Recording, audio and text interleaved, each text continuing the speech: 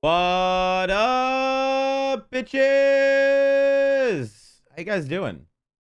So first off, I shouldn't be muted. What up? Oh, I hear a fucking echo. Where's the echo coming from? Hey guys, I figured it out.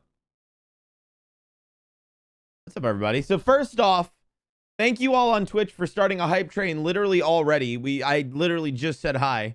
Mr. Alexson, thank you for the 1 month tier 1 for 2 months saying Thriller Bar card. Dark Nightmare, thank you for the tier 1 for 5 months saying it's currently 3:30 here in Australia. So good morning, you're an absolute Chad lad, dude. Matt Hat, thank you for the 10 biddies, and Rashafa Gaming, thank you for the tier 1 for 2 months. Wickeds with a tier 1 for 31 months, and Mr. Storm Drain gifting 2 subs. Y'all are already popping off. What's up, everybody?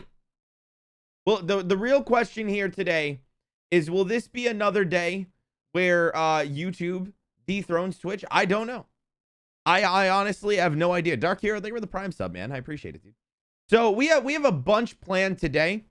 And by a bunch, I mean actually not that much. Today's going to be a shorter stream than normal. However, y'all have not seen my channel update video, you will know that there is a bunch of changes coming. One being that you're going to see less streams, at least for a little bit, but the streams are going to be longer. So you're going to see more fun videos like this, more chat picked reactions. You're going to see episode reactions. However, we did implement something and I wanted all of your opinions on it. 49 of Black Clover was great. So this is what's going on. Officially, right? We have a lot of absolute nut jobs in the chat, right? That gift a lot of subs, that give a lot of bits, that go a little crazy. So now I was overwhelmed by my Patreon level 5. For those who don't know what Patreon level 5 is, my Patreon level 5 request is when I have to react to an anime because, well, Patreon told me to, because people paid a certain amount of money and subbed to that tier.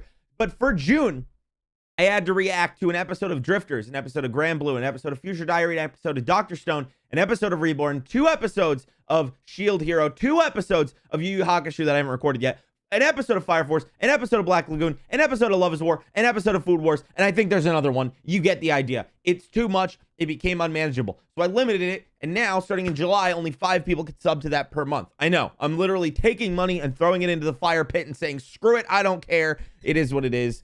There's only so much time in the day. However, we've been streaming a lot, and I want to continue that. I think the streams are a lot of fun, and I really enjoy, kind of doing these streams and doing reactions. You guys seem to enjoy it. Y'all had a mental breakdown when you figured out that I was watching Murphy's reviews and then I was watching Totally Not Mark's reviews. Well, here we are. I'm streaming them. All right? Because y'all keep asking me to. However, that's not where we're starting. Matt and Bobo, they were gifting subs. We are going to be doing something a little bit differently, and I want your opinion on how we're going to do this. Now, for those on YouTube, this portion of this stream that we do each stream will not be possible on YouTube. So trust me right now, if you're a YouTube frog, you're going to want to make a Twitch account because you're going to miss this portion of the streams. Although things like the Totally Not Mark review, we can do those on YouTube. The thing like Murphy, those I can do on YouTube. Fun chat pick reactions, most of those I'll be able to do on YouTube. But obviously episodes of anime, we cannot. So you can't see it right now. So it's kind of a bad example. But right now you see there's a hype train. And when that hype train is not there, okay, there is a little thing that shows the top person who donated bits or the top person who donated subs, whatever the fucking case is, okay? So what we're doing is the top donor of each stream, subs will count. Just every gifted sub will just count it as $5. Even though I don't personally get the $5, I got like $2.50 for it. $5 came out your motherfucking pocket. So go from there. Wait, hold on. Is Murphy actually quitting One Piece? Wait, are you being serious? Are you lying to me? I swear to God, Evan, if you're lying to me, I will fucking kill you. Are you serious? No. No, she's not. Bro, why? Did the fucking One Piece stands annoy the shit out of her? Where is this a video? Did she explain it? She dropped a video, said what I plan to read in July. She posted on Patreon. Fucking shut the fuck up. Are you serious? Why? She was loving it. She completely fell in love with the story. Is she just taking a break or is she quitting? All right, well, whatever. We'll get into that in a second. What I wanted to get into is that the top donor will be able to pick an episode of anime that we will watch at the end of the stream. So now what I want to know is do you guys think that we should have it set up where at the end of the stream, whoever's at the top, we do an episode based on a request from them, or say whoever is the top donor for this stream, we react to their episode at the end of next stream, and then the person that's the top of next stream gets their episode reacted to the, like, what do you think? Should we do it like a day after? That way I can let people know what episode of anime we're reacting to. What do y'all think? Y'all have thoughts and opinions. Luckily, the hype train's about to go away unless somebody donates a bunch. Oh, but they were 500 bits. I appreciate it, dude. First idea might be better.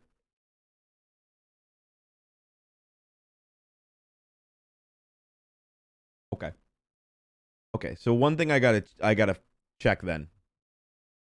I think day after kind of makes sense, but same stream can work. My only concern is that somebody's gonna pop in, donate a lot, and they won't be here. But basically, that means we'll be doing an episode of anime pretty much every single stream. We're gonna be doing a bunch of fun stuff in between, but that is the plan, and I think it'll be a lot of fun. Thank you, Isan.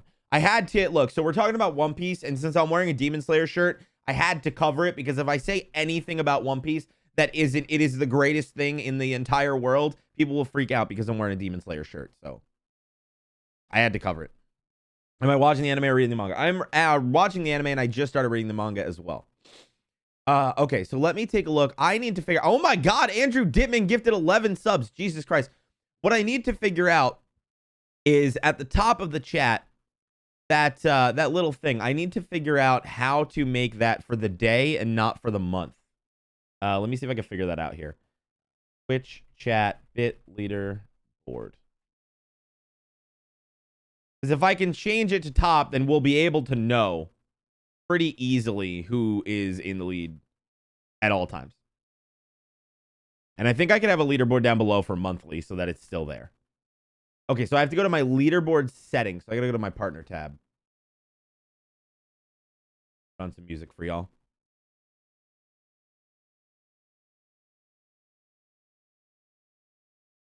I'm gonna have to look into that, dude. I really hope it's just a break, and I really hope she's not quitting One Piece, dude. If y'all fuckers ruin that, I'm gonna be so upset.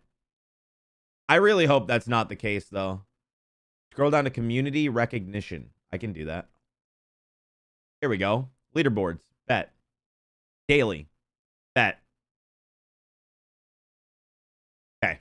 That's all I got to do. All right, let's refresh and see if it updated. Now it's gone. Oh, there it is. All right, cool. So for daily, all right, cool. So we got it. The title said quitting. Damn.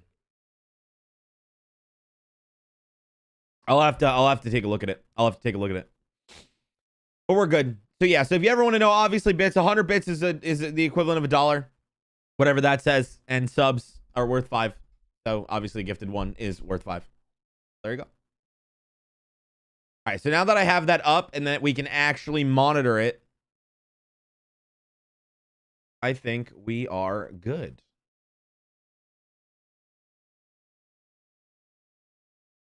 Also, thank you everybody for the subs. I appreciate it. I decided to get rid of the monthly sub change because it's just confusing with the actual sub count. So right now is the actual channel sub count. So thank you so much. Because I haven't been streaming that much, and you know, because of the move and stuff, we lost like 400 subs, but that's all good. That happens. It's normal on Twitch in a world where people gift stuff. I have started Marineford, yes. Jake, thank you for 27 months, dude. I appreciate it. Thanks from Germany. What's up, man? Dr. 80, thank you for the 700 biddies. So yeah, so we're going to be doing an live Black Clover reactions. No, I have no intentions on doing live Black Clover reactions. And I have no intentions on doing live direct episodes of One Piece that aren't filler episodes. Just because of how long those series are, I don't think it makes sense. So to supplement for One Piece. We're going to do videos like this for One Piece, which I'm really excited to kind of dive into. And then obviously from there, we'll do more, and then we'll do other series. We are doing Jujutsu Kaisen. Maybe we'll do an episode of Jujutsu Kaisen day. I don't know. I have to be off a little earlier than normal. But after today and starting this weekend, you're going to start seeing much longer streams, 6 hours, 7 hours, depending. But just less days. Who's a Maki-Kon? I've heard of this man's.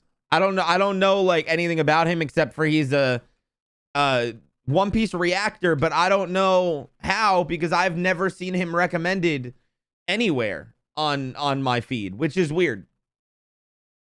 Like not once, you know what I mean? Monkey D Moria. Thank you for the 100 biddies. So Murphy dropped a vid saying she's quitting One Piece, but she was just trolling. She's still continuing. Okay. Makes sense. That makes sense. I mean, I'm not surprised. I'm not surprised. AJ's at Thriller Bark. Nice. That's crazy. I didn't realize that I flew that far past him. I've been addicted, though. I have been addicted, man. Like, I have been addicted. I have been addicted. Is there a list where to see what I've watched? Yeah, just go to exclamation anime list. It might not be 100% up to date. Like, I don't think I put that I watched Tokyo Revengers on there. I probably should. I haven't checked it in a while. I guess let's check. Let's take a look. So do you guys want to hear some interesting stuff? I've been approached by a few companies for some sponsorships. And we're finalizing details. Sponsored streams, to be specifically. And one, I'm not going to say what it is. But let's just say it is the meme of all sponsorships. And I feel like I have officially made it as a content creator because of the fact that they reached out to me. And then some company, so you know people gamble a lot on Twitch? Like, you know people gamble a lot on Twitch? I will not confirm or deny anything that comes in the chat.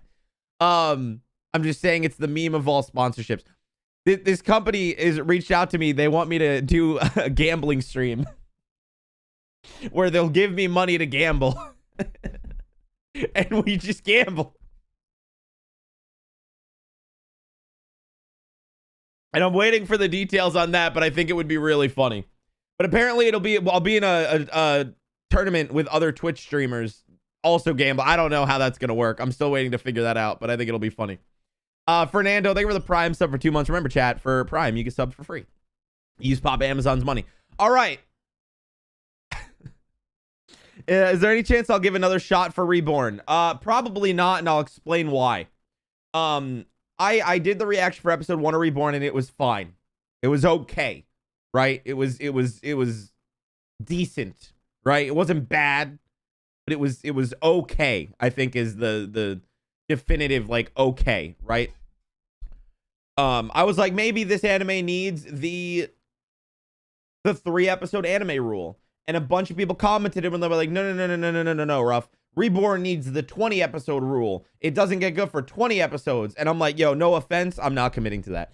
For a series that I have seen that doesn't really do well in terms of reactions, in terms of views, and it doesn't get good till 20 episodes in, like straight up, dog, we could react to an entire season. 20 episodes, that's like almost the entirety of Dr. Stone, bro. Like, that's I disagree 100%. One Piece does not need the 50 episode rule. I enjoyed One Piece from episode 1. However, I read the manga. So for those that haven't seen this, I read the manga. All right. And let me tell you, chapter 1 and 2.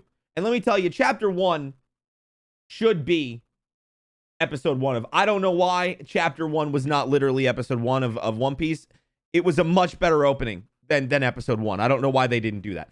But I wanted to pull this up because if we look here, I don't know what is going on, but this tweet is popping off. Chat, I have never, I repeat, never had this many likes on a fucking tweet, bro. I don't know what the fuck is happening. I went to bed last night and it had like 80 likes, and now it's got 1,500. Apparently, people like One Piece. Movies, we've done a whole bunch of movies for One Piece, man. It's the One Piece clout. Look, I love it, right? I love people like, don't see that. Don't see fucking what, bro? It's from chapter 1. This is from chapter 1, bro. Like, I understand that some people are, like, concerned about spoilers, but some of y'all are nuts. No offense, but offense. Comments? Bro, I'm not going through it. You think I'm going through every single one? There's not even a lot of comments. It's just a lot of people liking it and retweeting it.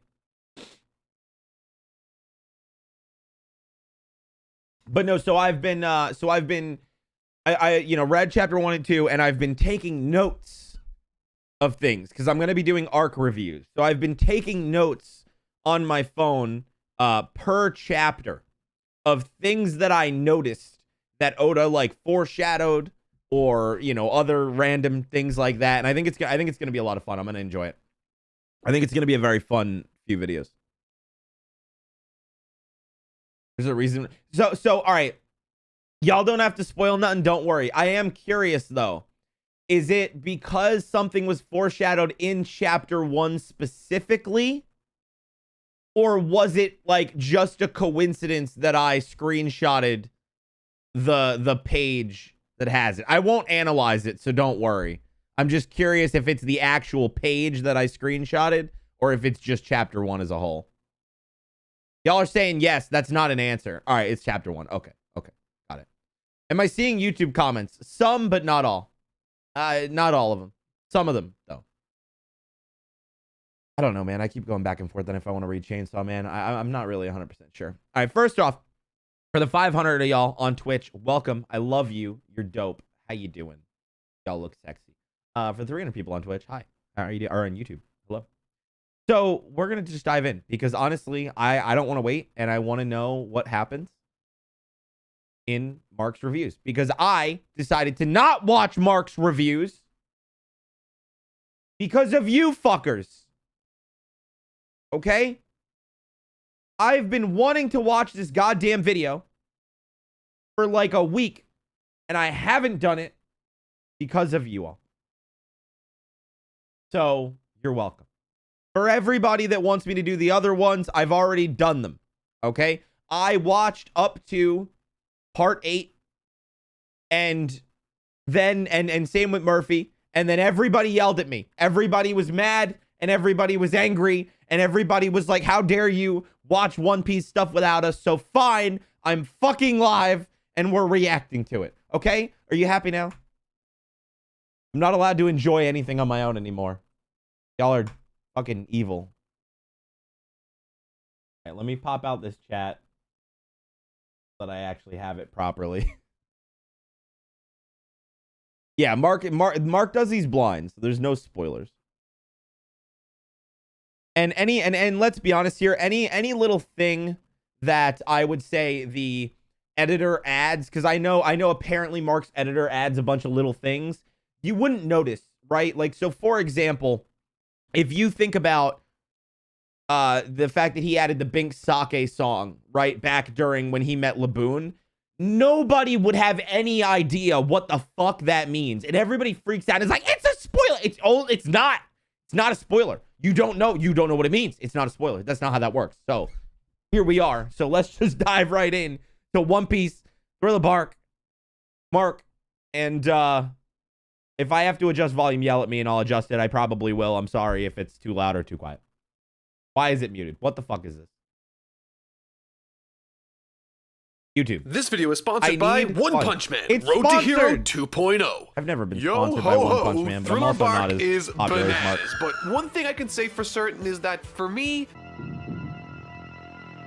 this wasn't the best arc so far. Damn. Now that's not to say that there aren't Damn. good, great, or He's even coming peak out One Piece swinging. moments He's dotted coming out throughout, swinging but with the for shit a talk. crucial part of the overall story being told, I found myself much less invested or interested in what was happening on screen.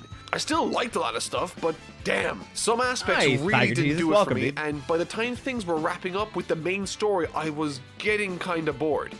But, like a phoenix rising from the flames at the speed of light, this story immediately after returns to peak One Piece again. So, what did I think of it? Well, grab your favorite Tim Burton posters, some pumpkin pie, and a whole bunch of patience because I'm totally not Mark, and this is my first impressions of, thoughts on, and review for a creative, albeit slightly messy, spooktastic adventure on Thriller Bark. I But guess before I'm we just, and I stand by this, I guess I'm just surprised by the amount of people who dislike Thriller Bark. And I don't know if it's just because of how much I enjoyed it.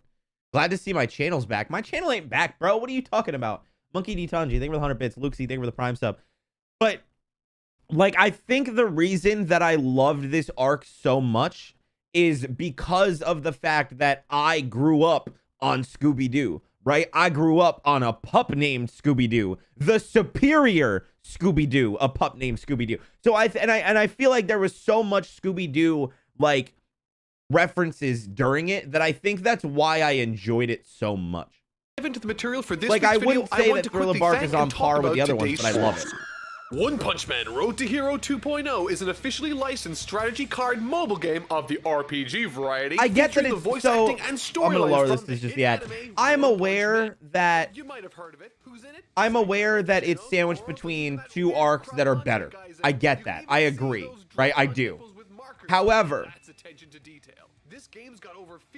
I don't think that being sandwiched in between two things that are better makes the middle bad, right? You could have the best bread ever, like the greatest bread that has ever existed in history, okay?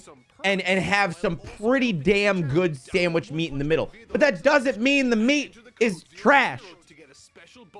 10 free recruit I'm just, tokens for one I'm sorry, I multi-sub. just stand by that. So what are you waiting for? Collect those heroes, unleash your I don't think Moria sucks. I think he he is a shitty villain in terms of like he's a good villain. He's a fucking asshole. He's a piece of shit. He's a very punchable villain. He's a villain you want to beat the shit out of. I think that's good. I think the only thing better than a villain that you want to punch in the face, and then when you get the satisfaction of them getting punched in the face, the only thing better than that is basically the villains that are absolute disgusting scumbags who you just want to burn alive at the stake. You know what I mean? Like, that's the only type of villain that's better. Okay, so just to be upfront with you guys, while like there were Crocodile, aspects yeah, of this Celestial arc Dragon. I I think Crocodile is one of the mean best villains in One liked, Piece so there was far. a relatively large section of this story. I don't know that if he's would number one. consider I'd have to be really think about it, important, but like that, he's to be fucking honest, easily didn't top 3, really work if for not me. top And 2. I will be explaining in detail why I both enjoyed and didn't like certain parts of this arc. But I just want to make one thing clear before I do. Whether you hate everything about this arc or whether it's your favorite, my opinions in this video aren't more important than anyone else's. These are just my first Can I impressions. just say the Nothing fact that more. he even With that has said, to say I will give reasons for the fact that he even has to say that shows how fucking whiny and baby-like the fucking internet is, dude. Like, the fact that he has to specify, just to be clear, this is my opinion, and it doesn't make yours any less valid. Like, nobody should have to say that, but fucking children on the internet are babies. And why it was for me, the first moment Oda actually felt human in the entire story of One Piece. I mean, it took almost half 1,000 chapters to get to what I thought was a bad chapter, so it's ridiculously impressive I managed to get this far without complaining. Those who've seen my Dragon Ball GT videos know exactly what I'm talking about. Oh my god, I need to watch that. Oh, bro, I need to watch that. Oh, I didn't know he did GT videos. Oh my god, GT is shit. GT is a big heaping pile of shit. I need to see that. Oh my god, I need to see him shit on this. Thriller Bark is essentially a mystery adventure rescue story focusing on a very different theme that becomes unavoidably I don't go to his YouTube obvious channel when because we I know arrive that there's spoilers because he's farther ahead of me. So I specifically type out Totally Not Mark and then the arc that I want to watch, and I don't go to his channel. I'm too afraid to. on Thriller Bark. And while I will have a bit to talk about regarding portions that I didn't like, I actually enjoyed a considerable amount of the core story told here, specifically the beginning and the middle. So let's talk about what I really enjoyed. Really? He preferred the beginning and middle to the end? Before I discuss the things I thought could have been That's actually reworked a bit shocking. more. Also, is volume good, chat? Kicking things off, I thoroughly enjoyed the fact that Oda gave us time to enjoy the crew in their new ship, during which they come across a literal mystery box in the ocean that, once opened, sends up a giant flare. At this point, I knew what was coming, but I really liked it nevertheless. Almost immediately after, a ghost ship carrying within it a living I'm so skeleton excited to go called through the Brooke manga. Can I say I actually am, as weird as it is, oh my god, I'm trying to pause, god damn it. As much as I find it a little weird that they use anime footage, which I understand why, it's more visually appealing, right?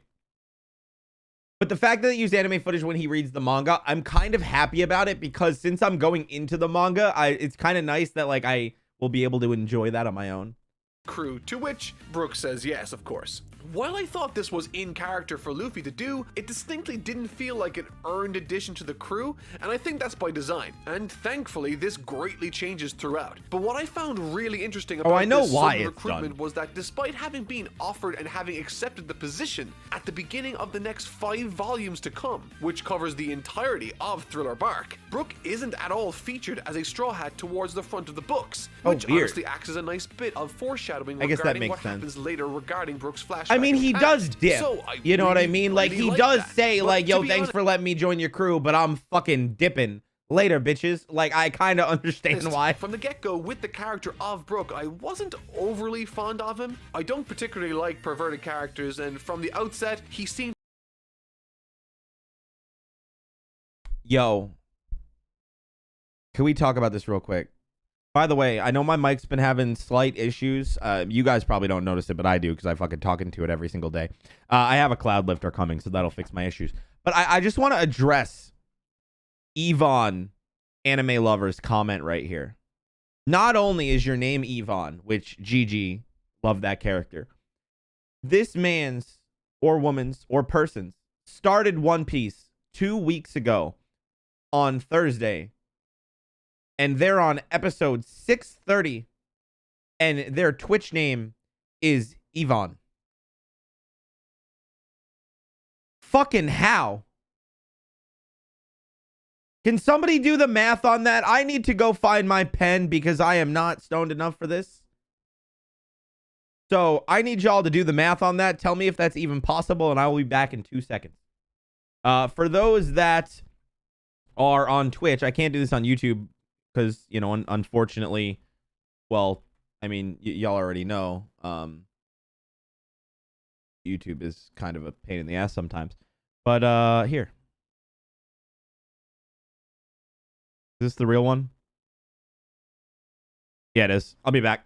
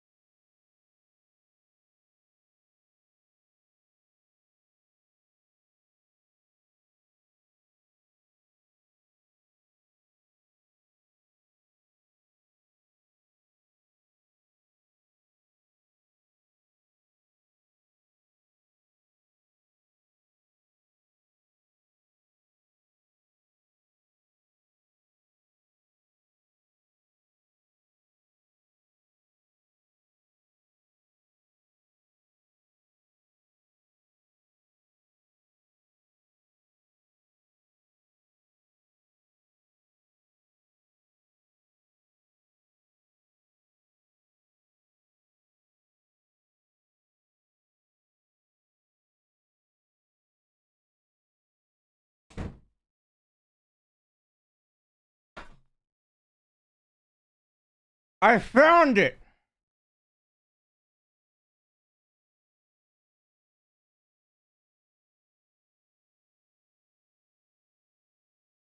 Wait, I put on the Spanish version of Big Sake. I didn't mean to do that.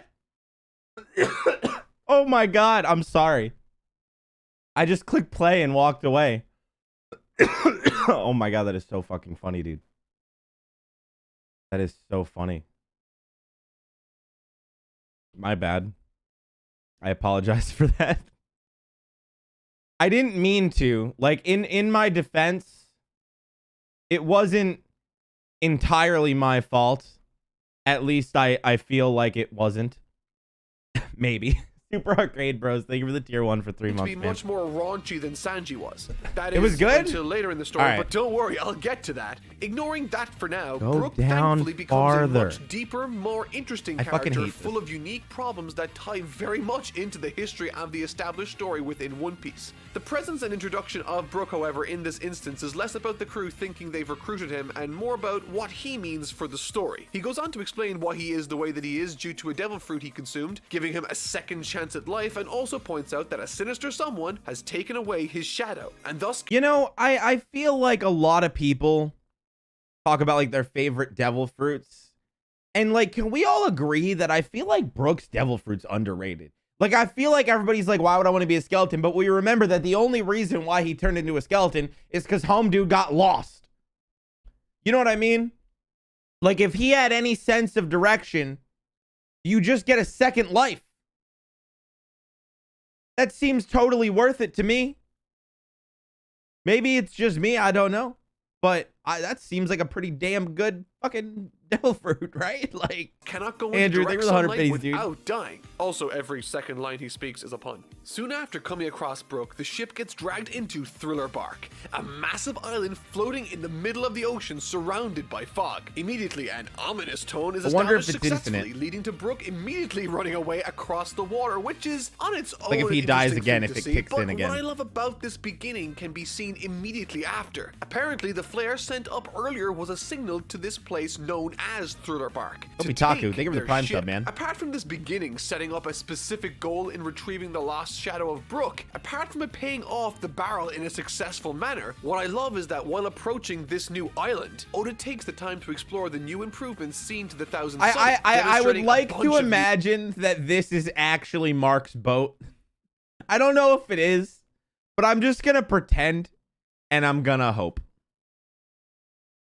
Features courtesy of Frankie, one in particular being a small tribute to the Mary that, and this is the awesome part, connects the crew with the threat of Thriller Bark itself, creating a whole bunch of motivation and tension for the story. Additionally, something I thought was really clever before exploring Thriller Bark was how Oda establishes right away who among the crew doesn't want to investigate the spooky island and who does. Chopper, Nami, and Usopp are those such people that want nothing to do with it. I think that was my favorite part about it, that he decided to pick them to be the ones to go off on their own. Leading those on the ship who did want to go investigate, i.e. the most competent people, left worried for their safety. Now we have two goals as a reader. Get the shadows back to restore Brook back to normal, despite him after running away, and to retrieve the now lost crew. The second goal is exceptionally important as it gives the characters a reason to explore the new island and to establish the surroundings for the reader while also attempting to fulfill the narrative goal. It's a fun idea that works, I think, extremely well. I think Luffy's competent. Like, I wouldn't say that he is, like, he's not always competent, but I feel like he is at certain points, you know? I am here. I don't know if this is actually the last video I recorded, but this is the last one that's in this folder. So 464. After this point, there's just a whole mess of mystery and conflict, and from this point we start slipping into the second act of the story, which takes up a large chunk of the overall narrative, which I also largely really enjoyed the same way I did at the earlier parts of the story. Small character moments through Nico Robin demonstrating that she loves adventure and isn't scared of much, proving to be much more curious and less scared than anything else, is exactly what I was hoping for from her, helping her feel very distinct from Nami too. What's more, and something I referred to multiple videos ago during the Skypiea arc, was how Robin would refer to everyone not by their name, but by some other impersonal moniker, like Big Nose referring to Usopp or Navigator referring to Nami. This man sounds However, like my now, cousin. in contrast to that, Robin refers to everyone by their name. I didn't really realize after it the till events of now. Annie's lobby. It's incredibly subtle and so easily missed, but for those that do notice, it really helps cousin these characters is feel from all Ireland, the more human and if likable. that helps with explain this specific instance of that why. satisfying that she is allowing herself to get close to these friends. It's a beautiful thing to see and honestly really appreciated. And following this little nugget, I feel like an Irish accent is arguably... I need to fucking take... I always forget about this. Allergies suck in Austin, Texas. And that's why we have Benadryl. Fuck. I feel like Irish accents are borderline impossible to replicate. I grew up around Irish accents because of my grandfather. But let me tell you, when my grandfather's family comes from Ireland to visit, that motherfucker's accent, instant, bro. Like he has an Irish accent. It's very noticeable. Like, man's is 80. He's lived here since he was like 20. He lived in Ireland, most of his life, or for, the earlier part of his life. Still has his accent. But the second his family shows up, his accent straight up fucking erupts into, like, it's insane, bro. Turn up the volume. Coolio, I have had a lot of people that have said that the volume is fine. You can turn up the volume, though. And if I need to raise it, then I will. But as readers, we are bombarded by information of this world and its inhabitants, watching as the gang get ambushed, attacked, stalked, kidnapped, and all the other things, featuring classic horror tropes and favorites like ghosts, zombies, the Invisible Man, and even Frankenstein sort of much later, which is a really cool idea on paper to build your story around. This is how it works, chat. This arc certainly has its people own would unique rather voice and this feels be the distinct from volume literally everything else I've come so across thus that far we in the story clash of and One you can't Piece, understand which is anything something that I either also of us very say. much This is enjoy. what people would But rather this want. section of the main story, I believe, is the absolute strongest part. So let's break down why I thought this was really effective and clever. As I explained earlier, Oda took the time to establish who among the crew wanted to explore the island. He then took those among them who didn't want to explore it and sent them in first to discover everything, as it's always more fun to watch those uncomfortable in a situation try to figure it out and stay cool. Through them, we meet a three-headed beast, some zombies, and a whole host of monsters before arriving at a haunted house. The problem is that anytime where they anybody meet tries to another imitate key an Irish character called accent, it Dr. comes out Hogback. Scottish. In this haunted house, a whole bunch of crazy stuff happens to them as we watch the less scared portion of the crew, led by Luffy, Thriller Bark is mid. Tebios, you're fucking mid. No profile picture having ass. experience the exact same tribulations, but in a much more funny way due to their not being scared. This is enjoyable to watch only because we are comparing it to Usopp, Nami, and Chopper's experiences with them. Circumstances like this reinforce character for both parties, and I found to be massively entertaining. I specifically burst out laughing as I watched Luffy shove a zombie back into the ground. I don't think I've ever seen someone try to do that before, and when I saw it, I just burst into tears That is laughing. a good point that I Once didn't think Luffy is done about. doing Has in any other media, has any character ever just pushed a zombie back into the grave? Like, has that ever happened?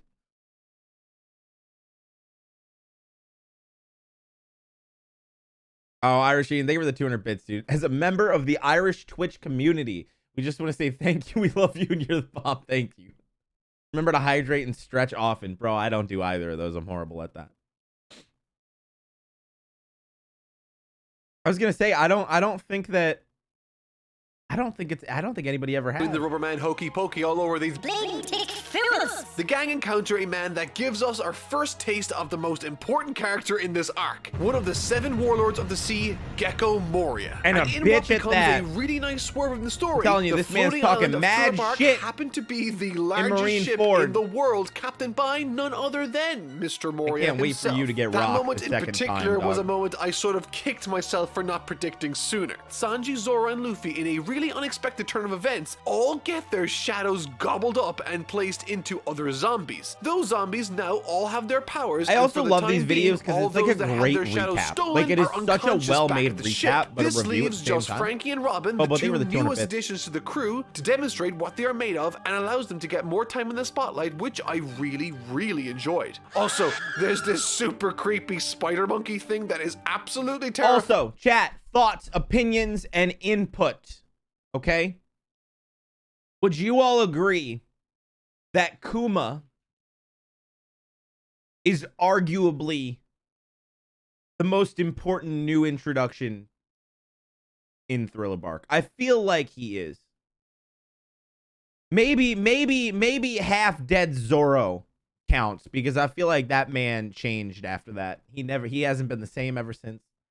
Ian, they were the 100 bits, but I feel like he is way more important than Moria, which is kind of funny because man's just like, Moria is literally the villain of this arc. Like the big shot, like big fucking dick on the table. I am a warlord, bow down, motherfucker. And then Kuma shows up and you're just kind of like, but like, are you stronger? And then you eventually find out that he is. And then you cry a little bit inside. And totally the stuff of nightmares. And on top of that, Robin can fly, sort of, question mark? So that's pretty tight. I can't be the only one that was uncomfortable by this, right?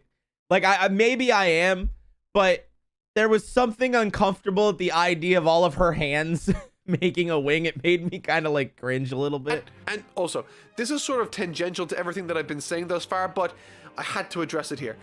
The amount just of like times fleshy this wings. particular arc mentions, quote, the new world, was quite striking, which I suppose tells me that we're going to be going there at some point. So I'm going to leave that Chekhov's gun right there for the time being. Anyways, to cut a long story short, Luffy's shadow is thrown into this giant ice monster that is way bigger than a typical giant. I get it now. I understand why Thriller Bark gets so much shit. I just remembered why Thriller Bark gets so much shit. Irish, thank you for 100 biddies, dude. No, not because of Ors. Because I'm sitting here 11 minutes into this 33-minute video, enjoying it a lot. I'm having a grand old time, right? I like it. I enjoyed it.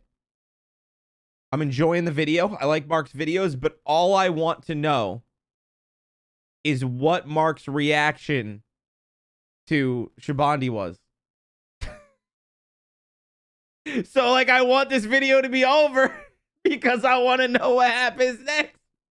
And should be. And now I get it. Fun turn of events. When the shadows are get absorbed initially, the residual personality of the shadow's owners takes over the zombie's vessel for a certain amount of time, which leads to a really interesting dynamic. Like, the now crew that have I've to later seen face. Shabandi They and have I'm to getting fight the a recap, giant I Luffy. understand The now. shadow absorption mechanic is cool and everything, but it comes with a restriction that required Moria not to take out Sanji, I don't like when I'm Luffy, and proven Zoro. wrong. And I so don't they left like him on when the ship, comments ready are to right. reconvene with the rest of the crew once they made But their escape. I'll So always at admit this when I'm time, wrong, Nami and in is this still case, I captured was by wrong. a really awful character that I hate, and Luffy's shadow is acting like a fool everywhere. A bunch of the crew are missing their shadows, and so a new deadline is introduced to create suspense, and it does it quite effectively. And that It's deadline not awful. is You sunrise. shut your Since they fucking lost- mouth.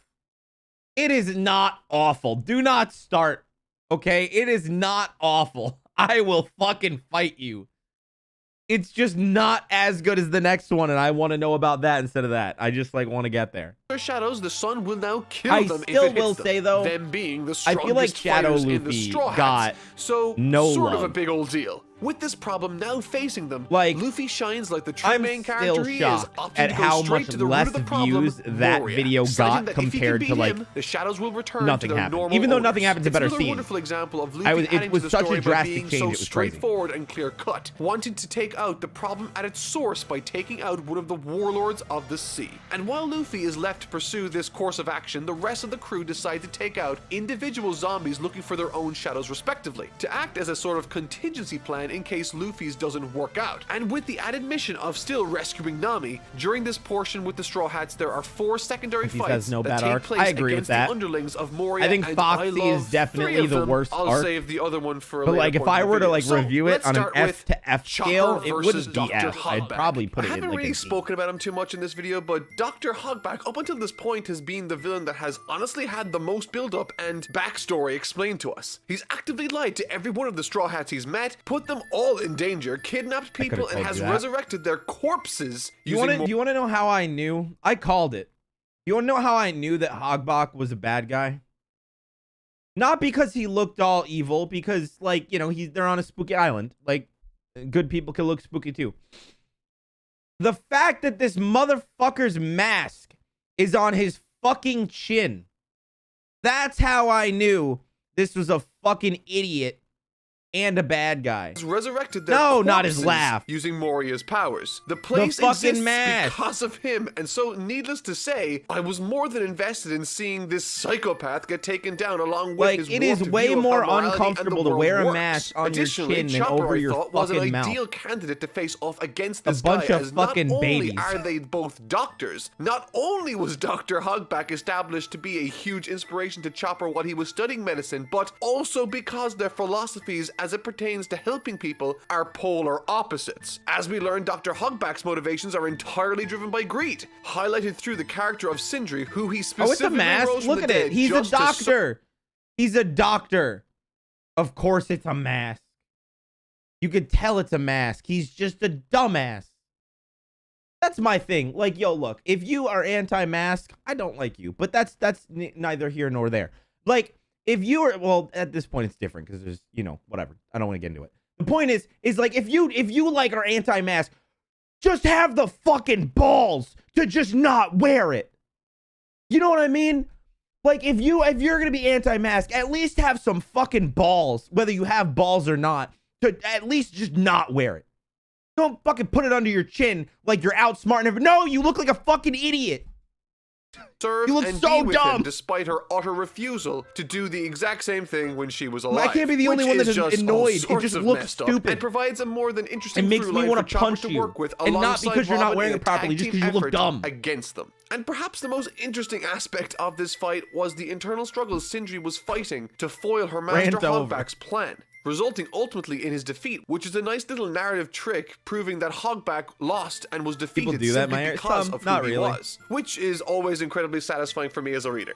Zoro versus Ryuma. I live in a couple fake of things Texas, about this fight my editor as brought to most my attention Texans was would that call the it. character of Ryuma is based on a character Oda created for an entirely different one-shot manga called Monsters. Wait, which what? on Really? its own is a neat little factoid about this battle, but what I loved most about it was how it was Shut the fuck structured. up! You see, the entire fight itself takes place in a sort of I didn't flashback, know that. which not only is a unique way to mix things up in delivering the conclusion of a fight sequence, but it's also used to tremendous effect in this particular case. The fight begins, strangely enough, at the very end of it, with Zoro looking as though he had completely lost. That's as all- we continue through the manga, what Oda literally fucking ties everything together. That's insane. Is it a one-shot chapter or like a one-shot, was it Monsters? Is there like a volume? Can I buy the book or do I have to like read it digitally? No, I didn't fucking know that. I didn't read the manga. 40 pages. Like, can I buy it? Can I get a physical copy? It's in one of the mega box sets? Oh, so it's probably in the Thriller Bark one. Oh, that's lit. All right, so I got box set 2 on the way. I just have to hunt down box set 3 somewhere. Eventually it will be back, I think.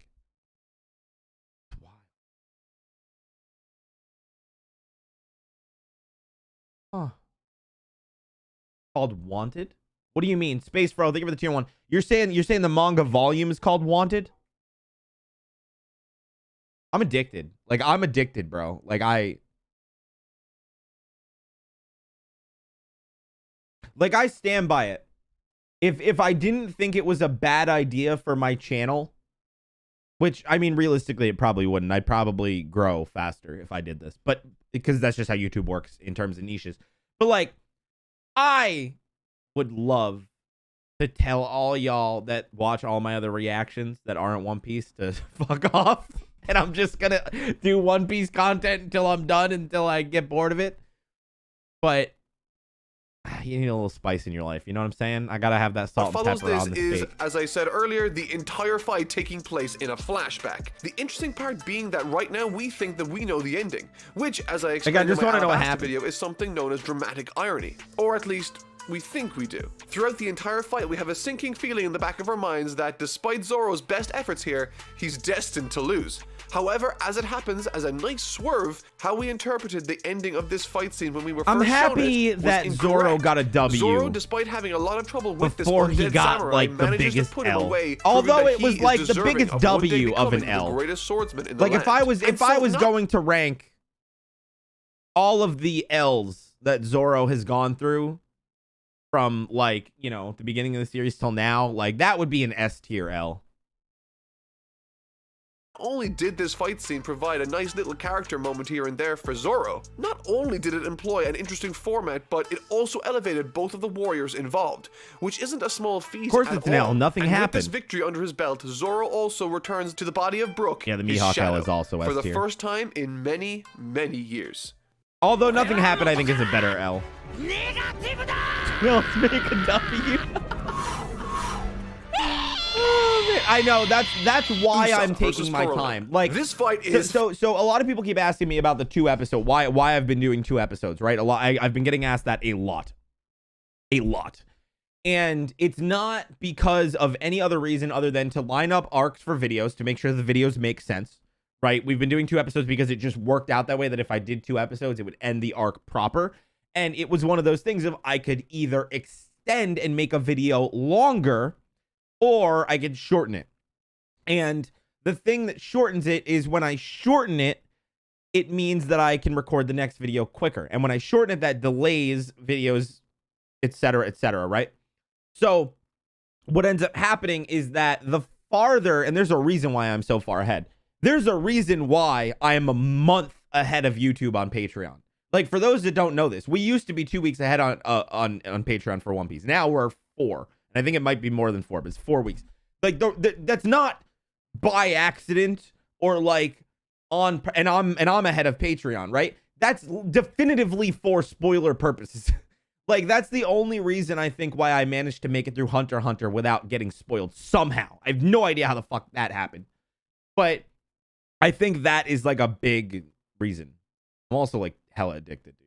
Fantastic, and in my humble opinion is the best fight in this entire arc, using established techniques like those ghosts that inject negative emotions and a host of goofy things supplied by Usopp. This fight serves to demonstrate why he is such a phenomenally useful character, and acts on its own as a perfect case study for how you should use your weaker characters to great effect in a fight scene. Demonstrated earlier in the arc as the first creature they see, these don't start talking about Marineford though, because I don't know what episode I'm on. Leaving them in an unmotivated, unenthusiastic heap on the floor. This was played for laughs a large number of times throughout the arc on various characters like Sanji, Luffy, and Zoro, rendering them entirely useless momentarily. I have to say, like, I'm curious what would happen if Perona managed to actually get her power on somebody like on a Whitebeard level.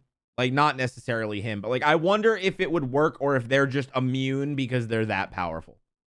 In this fight, I would assume they're probably those immune, have but zero effect on the sniper, as he is already terrified and as down as he possibly can be. Is tremendously sad, but while this works as a great gag, it also serves to emphasize how utterly gutsy and courageous Usopp needs to be at all times in order to operate while being so completely and utterly defeated in his mind. It shows how much he cares for his friends for him to be able to work through something like this on a consistent basis. And I just want to do this because I made the mistake of asking a question that I know to that, people this will fight answer sequence when they're not forces Usopp to supposed use to. his So head, you all his are in lies finally subscriber work, only and chat all of for a his few cheap minutes. tricks hit their mark, leaving Perona in an emotional heap the same way she leaves her opponents. It was such a fun, unpredictable, and character-rich sequence that proved to be an easy highlight amidst this arc. And okay, so I'm about to dive into my opinions on some things I didn't like as much. I'll try to justify every conclusion I've come to as clearly as I can, so alright, let's dive in.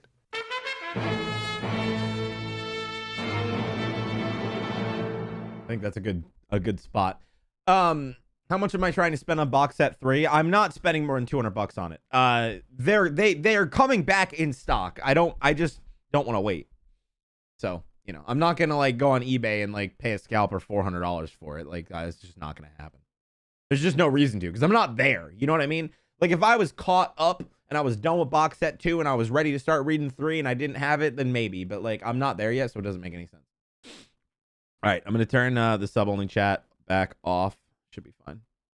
So here's the only issue that I run into is that when you're doing a reaction, you give your thoughts and opinions, and the problem is when something's ongoing, there's a moment, right? Like, y'all have had it any time that y'all have literally ever watched anything, or just in general, like especially watch One Piece, right? There's times where stuff is happening and you just are trying to think, right? You're just trying to think. You're not really sure. Like, all right, you're trying to process in your head, like, how does this go? What's the process and what's happening? The problem is when I say that out loud, because that's my way of vocalizing to y'all that I'm thinking that, right? My brain is thinking about that comment. My brain is thinking about, okay, what if X happens? The problem is when I say that, a bunch of fucking idiots decide I need to answer this question. He asked question, I must answer question. And it's like, bro, before you click enter, like, just think and be like, oh, if I actually send this, it would be a spoiler. So I've learned that anytime I ask a question without realizing it, I need to just ignore y'all for a few minutes and let the mods ban anybody they need to ban, and then we can go back. I just find it funny. Also, somebody asked what the donation link, because it wasn't working. Why it wouldn't work? I gotta update these. Wow, this is like my old branding. Does this not work? Oh, it doesn't. You're right. Oh, I know why. It's because we changed my name. I'm not Ruff_Senpai anymore. I'm no longer a basic bitch. Does it work now? Yeah, there you go. Now you can donate. Look at me. Not getting any donations. Now I know why. I fucking it wasn't possible. I was like, no, I don't like your money. I don't want it. I do. Help me pay my bills.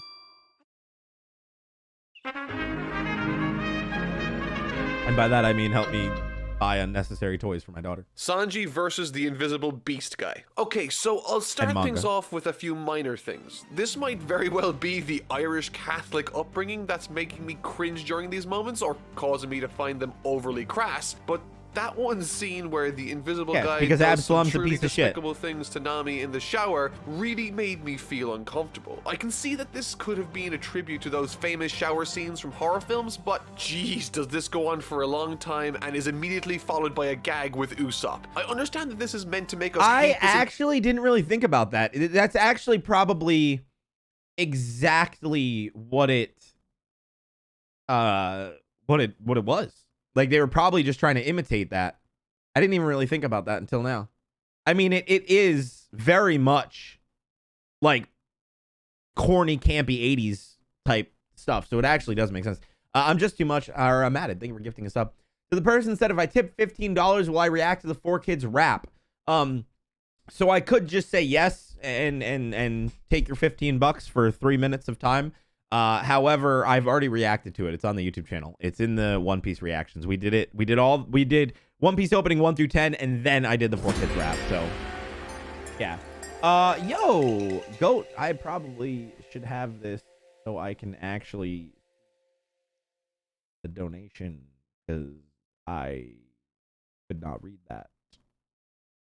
I never get donations, so like I never look at I don't have it set up the way that I do on normal stuff, so I never like know what to look. They were the 333. What did you think about Doflamingo's attack on Oars Jr.? He's honestly my favorite character in One Piece. It scared me. But I am going to specify again. Luckily, I have seen that. But please do not talk about Marineford in any capacity. I'm not done with it. I'm episodes in, but like I'm pretty sure that was the last episode I watched. So like,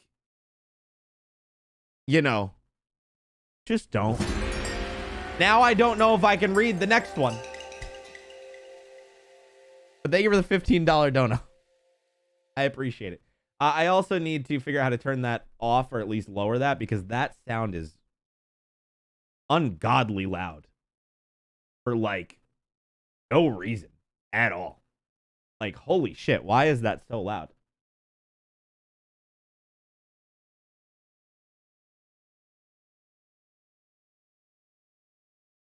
You fix that real quick.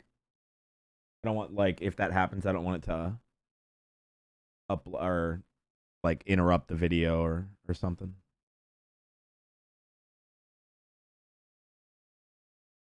Here, oh, here we go. Tip alert. I want to turn the volume down. Very, very down. Okay. I think it should be good. Cool. Yeah, until I'm done with it, I would say it's best just to like if I have finished an arc, talk about it all you want. I don't give a shit. But until if I'm in the middle of one, it's too risky because, you know, even if you know exactly what episode I'm at, like let's say it's been a few months or a few years since you've watched, like you might think that was farther, but you're not sure. But Smiley, thank you for the $15 dono, even though I didn't react to the thing. I appreciate it. You're dope. Let's continue. Invisible leopard character, but I felt as though it took a few steps too far. How do I feel about Bonchan? You know what?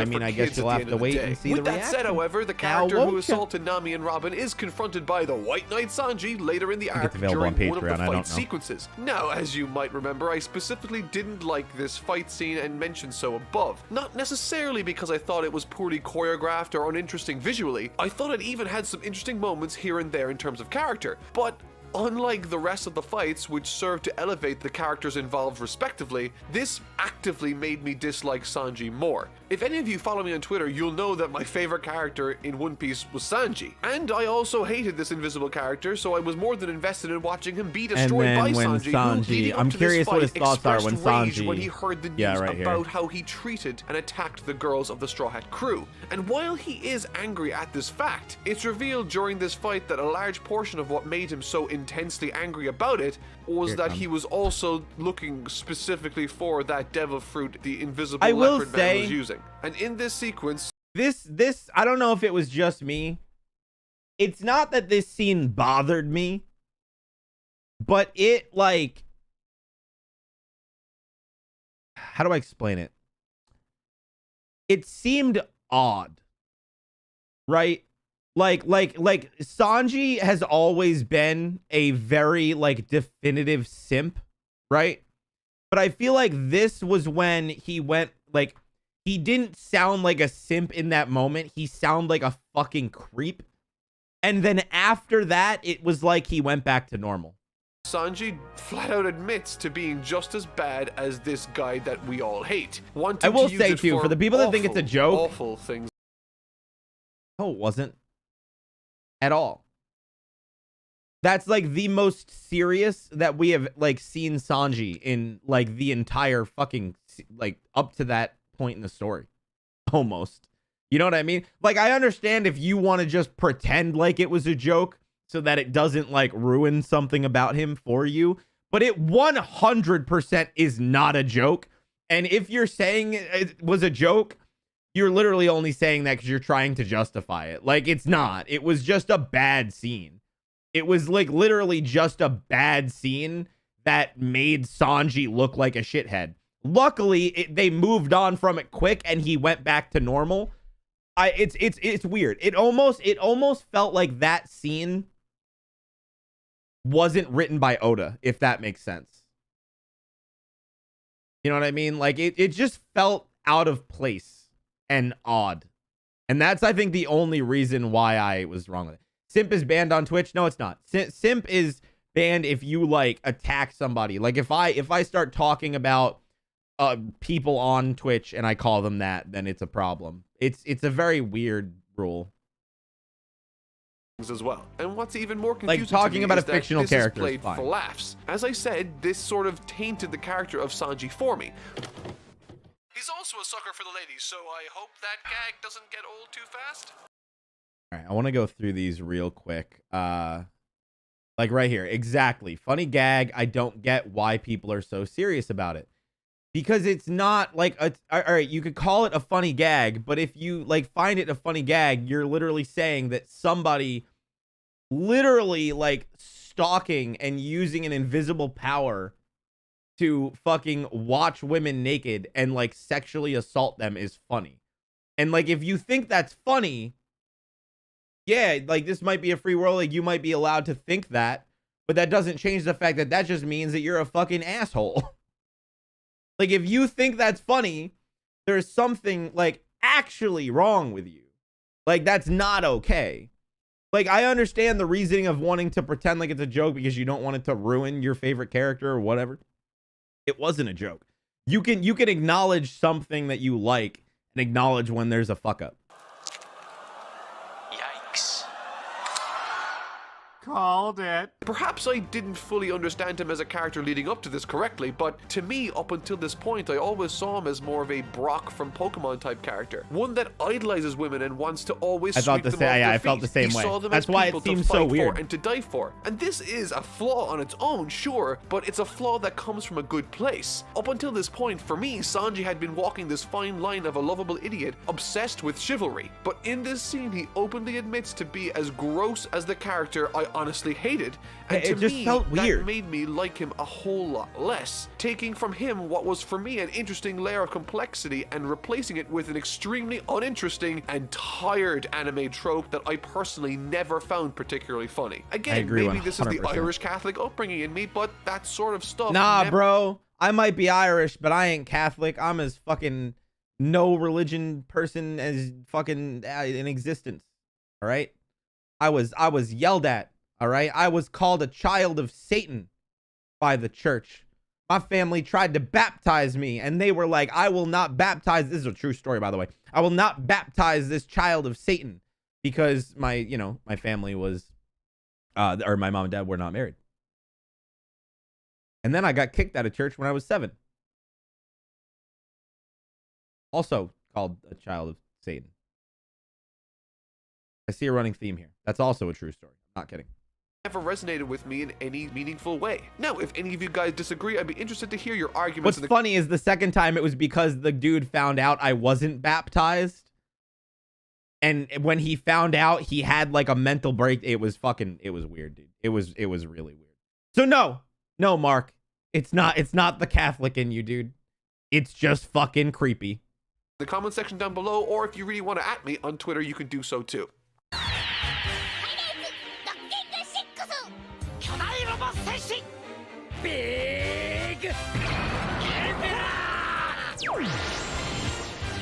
The third act. Personally, I found that unlike all of the other arcs in One Piece that all seem to have paced themselves really well for me in the past, this arc's final act really dragged its feet up until Moria was defeated for me. While Really? I thought And the he was concept reading the of a manga. giant monster Luffy was interesting, forcing the crew to deal with him while Luffy is off getting his super buff power-up, I thought that once the personality of Luffy faded into the background, he became the single most boring opponent in the show for me. Without a personality to latch onto, I that drives kind the of decisions vibe he's with that. making, He's not wrong. I wasn't a big fan. He's just a zombie like every other one. And I think Oda recognized that too, as almost immediately after that personality vanished, Moria starts piloting him like the empty vessel he is. Which is good news, but unfortunately for this arc, I wasn't a big fan of this fight with Moria either. But that's not to say that I didn't like aspects of it. I simply don't know very much about Moria as a character. For example, unlike Alabasta that spent a considerable amount of time in various scenes in various scenarios developing and establishing the rich That actually is a personality good of point Hawk that I for didn't us, think the about. audience, Moria isn't revealed until halfway through the story and is in very few scenes that show his personality or motivating factors. On the flip side, I can imagine a lot of people don't like his design, but as a character with this specific Devil Fruit ability, I don't mind the his fact that design. his silhouette was so unique made him a perfect design for both the theme of this world and a perfect fit for that ability. Is that a thing? Like, don't get me wrong. Like, I don't think his design's bad as like a villain. Is there people that actually like really like dislike Moria's design? Is that a common thing?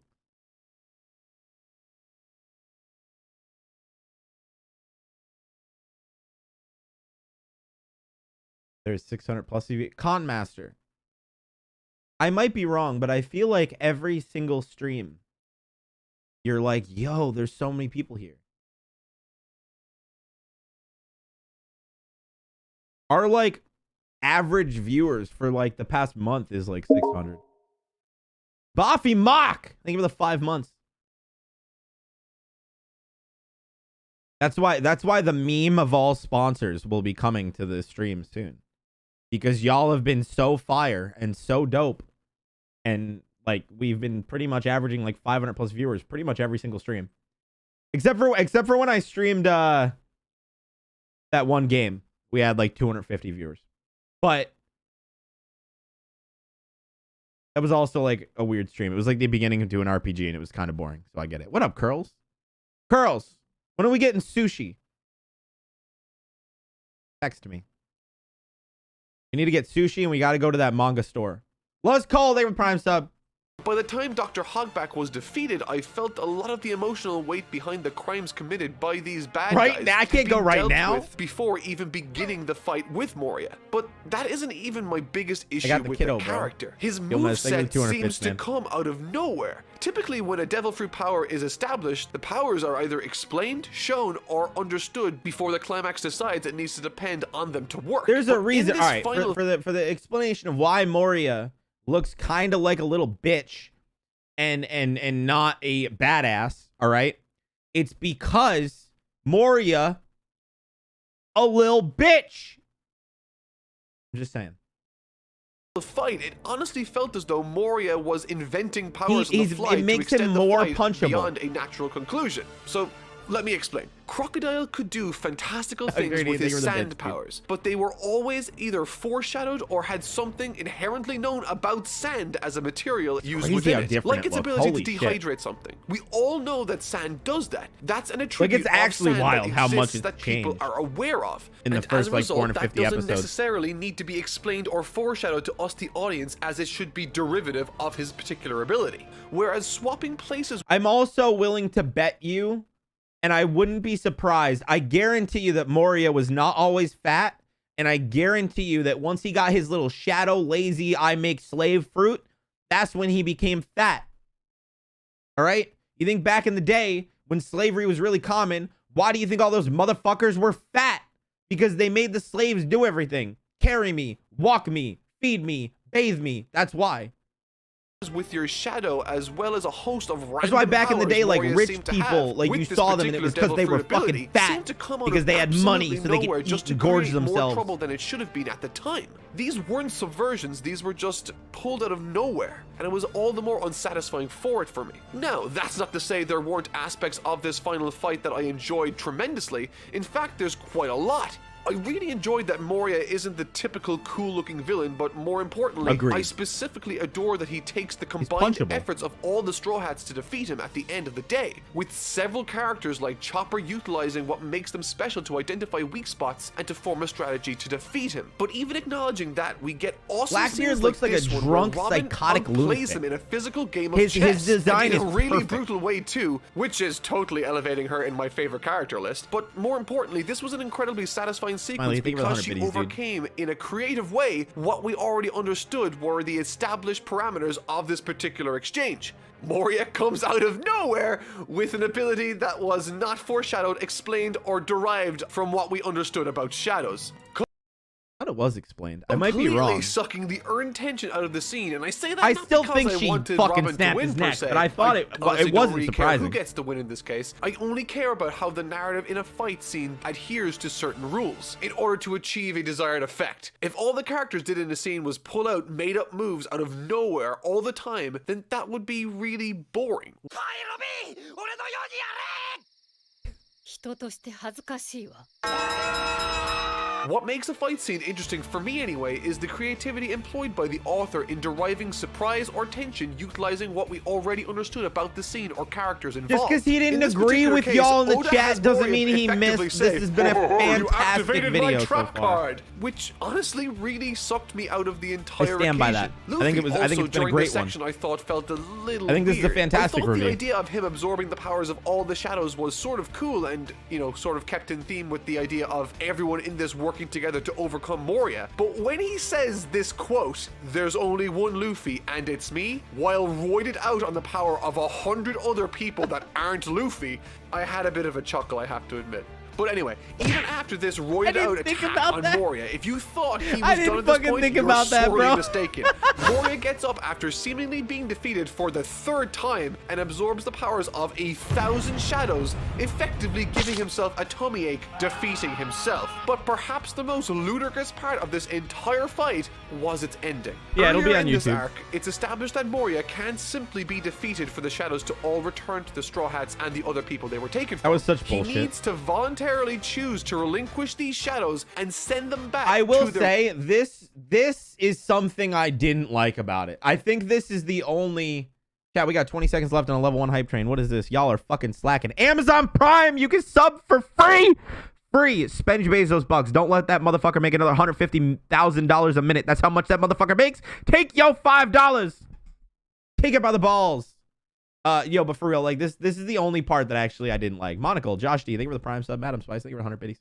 Y'all started hype train level 2. Thank you. But like seriously, this was the one part that I didn't like. I kind of just felt like it was kind of like a forced way to extend it almost. All the devil fruits are like this. Are they though? Are they actually?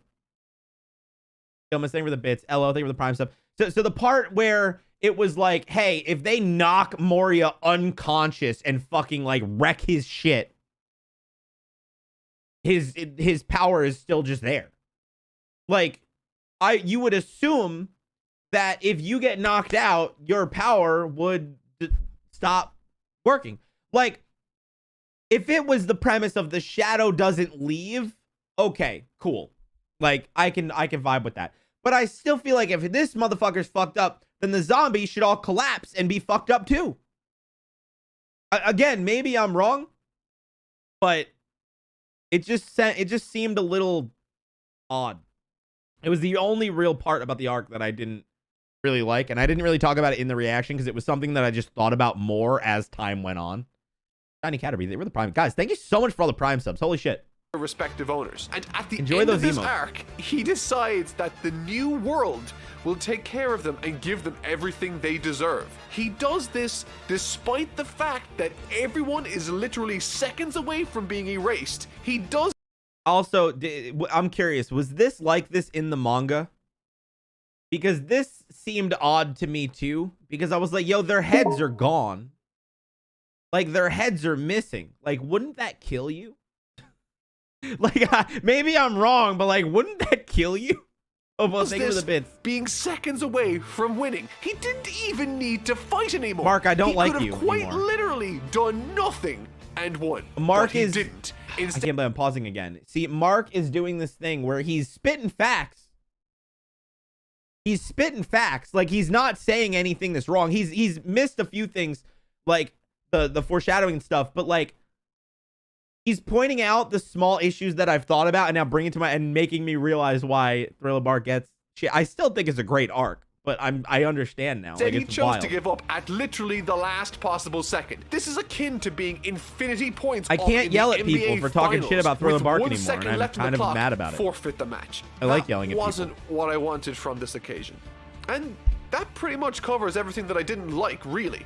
And to be honest, it felt a little weird to criticize One Piece so continuously, but hey, time for some more peak One Piece that picks up immediately after this. That's the facts, ending of though. the arc. Okay, this was friggin' amazing. Like, not at all what I was expecting, especially after the lukewarm finish I experienced with the conclusion of the last fight, but this fight sequence really impressed me. Girls, Not because hey, it give me was the props, particularly flashy, baby. though it did have 7 some of its months. moments for Appreciate sure, it. but because of the character writing that was on display throughout. The development on behalf of the entire Straw Hat crew is abundantly clear. So this Warlord Bartholomew Kuma guy arrives and is just the most intimidating person we've met so far. He's completely no nonsense and all about following the orders of the government. And once his eyes are set on the unconscious Luffy and the Straw Hats, he systematically plows through each and every one of them with little to no effort. Yet in a defiant, brilliant panel, not perfect, they but all good. defiantly Exactly. scream that they will never give up on defending their captain. It's a beautiful moment. However, moments later, with absolute ease, We'll take he no renders Mark each slander and in this every one of the chat, Straw Hats all right? unconscious.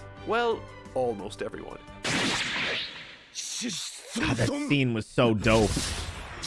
And then it fucking didn't Zoro work and it once broke again my heart. steps up to the plate being an absolute legend with lines like, when disaster looms, you've got to I step thought up or there was shove a off. possibility Making that excuses Zoro isn't gonna may have change beat anything. him, If I and die then here, nothing- then I and wasn't then worth I much was to wrong. begin with. As an was absolute wrong. last resort, I was understanding so that wrong. he can't win in this situation, Zoro offers up his head in place of Luffy's. Sanji objects to this, but very quickly Zoro shuts him down. In accepting this sacrifice, Kuma extracts all the suffering Luffy endured That's during the this real question, right? What level would Zoro actually be at if he wasn't literally injured every like 40 episodes? Like, mans gets fucked up before he can recover over and over and over. Like, he starts to recover and then fucking gets fucked up again before he's like when is this man's gonna allowed to be fighting at full power? Like, holy shit. battle and offers it to Zoro to hold Girls, and bear thank you for gifting him, a sub, man. resulting in Yeah, buddy. this arc finishes incredibly strong, with not just moments like I spoke about regarding Zoro, but also with delivering backstories for new additions like Brook, and in a shocking turn Fun of fact, events I have that card design made, and I absolutely could did get not them see printed, coming. but all of y'all I'm fuckers serious. live Had outside you the given me US. 100 years, I wouldn't And have fun remembered. fact, international shipping is so fucking expensive that I can't. That small No, that's not how plot Twitch line from works. I Reverse set it up Mountain. that but way. as it turns out, 約束の岬で再会を誓った仲間の名はラブーン Brook is the last surviving crew member from the Rumber Pirates, the very pirates that befriended Laboon and left him waiting over 50 years ago. This added for me much needed we may complexity try to a Brook new as a character, overlay presenting him as someone that stresses and worries about keeping his afro, when I not do necessarily just these because he types of likes videos. it, but because he's actually aware of it being possibly the only part of him that Laboon himself will remember, along with one other token that left me in tears. There's a beautifully this is one of those moments where it always surprises me. And I think that's why I'm so excited to read the manga is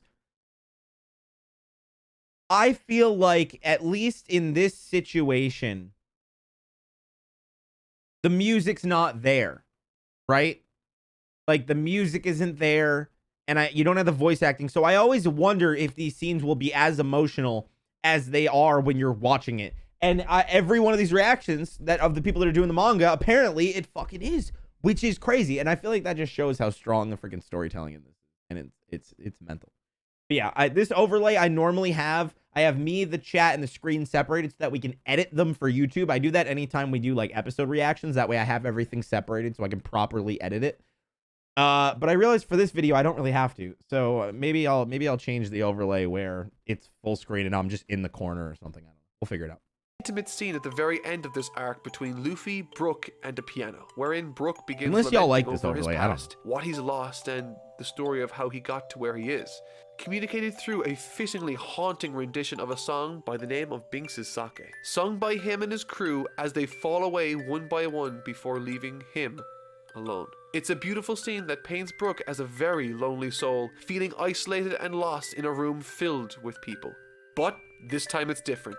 He's not alone, and in a very real way this time, he's accepted into the crew by Luffy. And so, I guess Luffy's finally happy found the way the that they musician did he's that. been looking to recruit since the beginning of the story. I'm actually really... Oh, why'd I have to pause there, dude? Why did I have to pause there? Oh, fuck.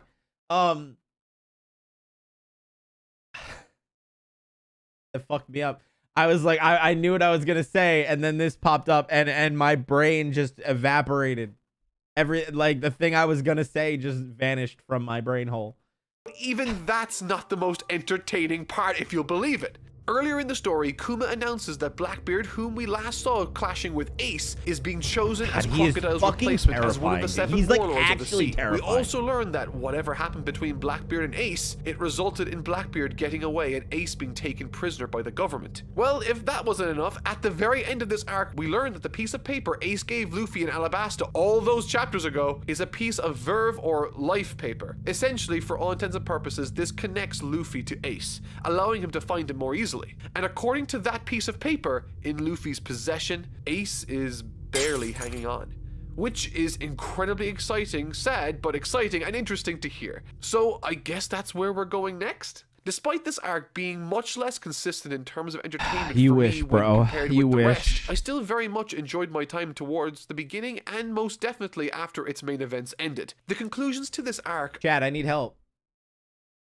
Where's my fucking tool people? This bitch is metal. Now, I don't know if you guys can hear the creak every time I move it. What the fuck do I buy to put in the joints of this fucking thing so that it stops squeaking? I move my mic around a lot. What kind of oil? WD-40? WD-40 fixes everything. Okay.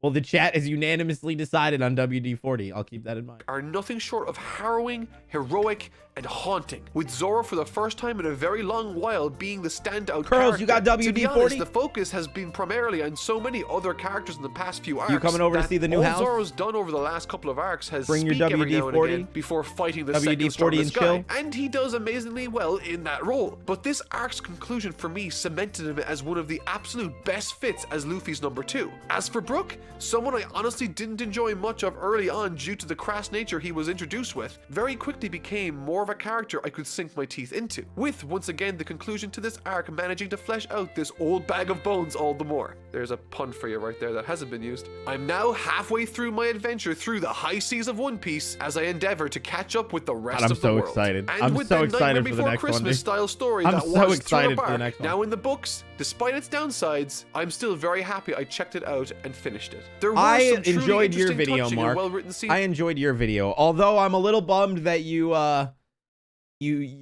pointed out the shortcomings in Thriller Bark and made me remember the shortcomings, and I definitely would rate it lower than I did when I first finished it, but still. Throughout, it just so happened to be dragged down was by a a great very video. ill-conceived villain, in my opinion, with some pacing issues. Join me next week as I continue down the road on this adventure. I have chills. And don't forget, if you want to support Oh my the channel, God, I check have out chills. One Punch Man Road to Hero 2.0 using the link in the description. But that'll do it for this video. I've been Totally Not Mark. I'll see you all next week, and thank you so much for watching. Oh, all right. Y'all know what time it is now. Y'all know what time it is. So first off, if y'all are not subbed to Mark, this is the video we just watched. Go sub to it, leave him a like, do the thing. However, we're not ending here. We This video is sponsored by... are going to be doing the Sabaody Archipelago review of Mark's. Now, for how this works, I gotta pee. So I'm gonna, like, go pee in a second. However, for YouTube, Because streams turn into videos. I'm ending the YouTube stream and we'll start another one. Okay? Okay. I already have the thumbnail made, so we're already good there. So, if y'all want, you can come to Twitch and hang out. I would recommend that. Or you could wait for the new live stream to pop up on YouTube, and then you could go from there. But let me set that up real quick. I'll put the correct pink. Can somebody link me and I'll put the actual correct pink sake up? I watched the other ones, not as reactions, and then everybody yelled at me and told me that I wasn't allowed to do that. So here we are.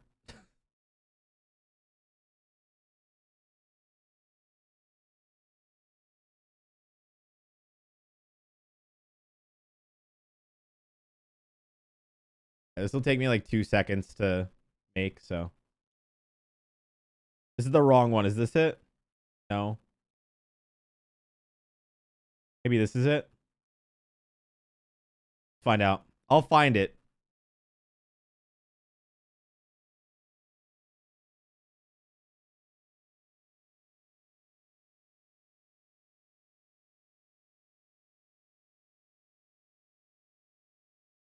This is not it.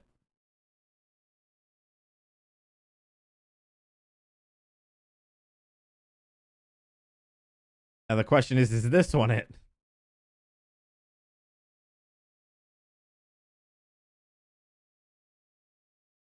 This is definitely not it. What's up, Curls? Curls, just text me. There's too many people here, and I'm going to keep missing your messages. All right, somebody's giving me links. I'm trying to click it. All right.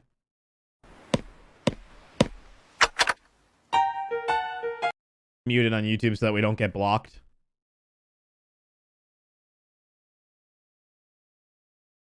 All right, let me upload this stream so that we can get started here. And then we'll start the Shabandi one.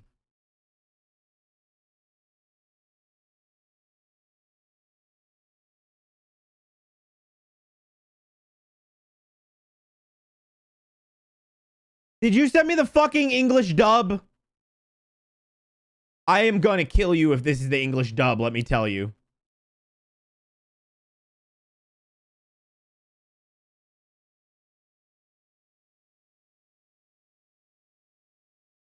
Okay.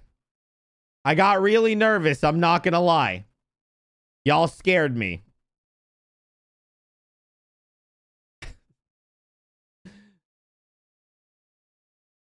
Alright. Creating the new stream. Which means, YouTube, I will see you all in the other one. Or maybe not. I don't know. Maybe you'll abandon us. I honestly don't know. But I'll see you later!